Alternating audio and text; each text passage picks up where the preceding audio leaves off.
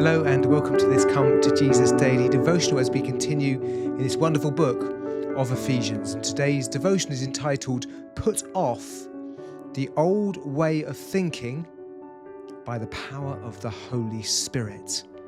From Ephesians 4 verse 23, we see that our thinking can change because the Holy Spirit is able to change it. Our thinking can change because the Holy Spirit is able to change it. Let's read from Ephesians 4, 22 to 23, but today we're going to be focusing on verse 23. So verse 22, you were taught with regard to your former way of life to put off your old self, which is being corrupted by its deceitful desires, to be made new in the attitude of your minds. That's what we're going to be focusing on today, verse 23. To be made new in the attitude of your minds. So firstly, our thinking needs to be transformed in order to recognize and effectively put off the old self, in order to follow Christ, in order to be his disciple, in order to become like him, in order to be made, need to be made new in the attitude of our mind. If we don't know the truth, how can we follow the truth? We can't do what we don't know. The Christian life is always a balance between putting off the old, but also putting on the new. We can't just leave a vacuum. Don't do. No, we need to do, pursue what is right and what is good. However, to put off this old way of thinking, the old lifestyle, we must have renewed thinking. It's so important to realize, to think about our thinking. Sometimes we just think, oh, this is common sense. The way I think is how everybody thinks. Of course, the way I think is right, because I'm right. Our thinking is formed. Our thinking is defined by our upbringing. It's defined by our culture. It's defined by our temperament. It's defined by our exposure to different information and education, along with our sinful nature.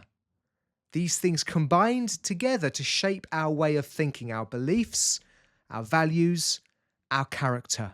But it's also important to know that our thinking can change. We're not imprisoned to our state of mind. I don't know if you've ever heard of culture shock, where there's also a phrase called reverse culture shock. So sometimes people will go, for example, missionaries, and we're all missionaries, aren't we? But people who go overseas to take the gospel to other places, or maybe even to work overseas for long periods of time. So they go overseas for a period, a year, 2 years, 3 years, 4 years, whatever it is. But when they come home, as they get reverse culture shock, they're coming back to their home culture, their home nation, and things have changed. And it's hard to feel at home. And I want to say, yes, it's true. As they've come back, things have changed. But I want to suggest the biggest change is them. As we live somewhere else, our thinking and attitude changes.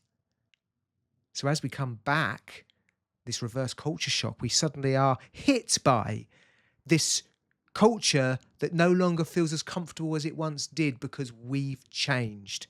And I just want to make that point because I want to say that our thinking, our attitudes can change in many ways and through different tools can be effective in this. But Christian thinking needs to change. That's the first thing I really want to say, and it can change.